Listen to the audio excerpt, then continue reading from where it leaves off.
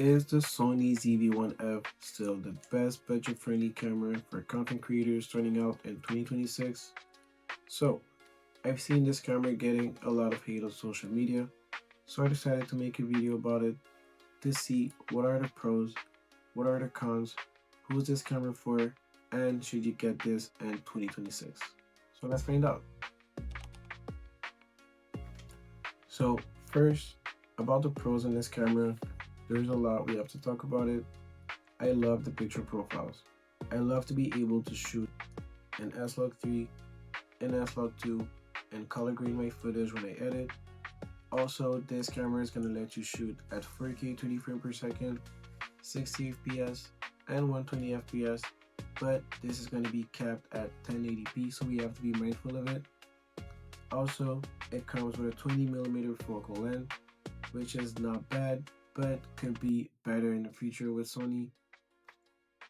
It's good for vlogging, good for street walking and stuff.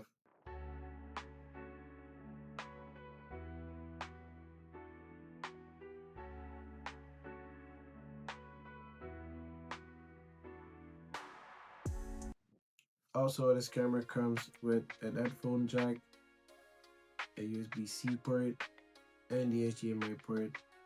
The headphone jack lets you connect to any wireless mic, which is also good when you're shooting with this camera and vlogging. So on top of the camera, you have your shoe mount, your on and off button, your picture mode, video and picture button, and you also have the defocus mode. Then you have your function and menu button, you have the wheel and the sender button. You also have the options for playback and to delete. Below the camera, you have the screw to put any tripod or gimbal, and you also have the battery slot and the memory card slot. You're able to shoot pictures with this camera, but also it's going to be capped to JPEG. This camera also lets you plug into your PC and act as webcam, which is always good and way better than the one in my MacBook. So now about the cons in this camera.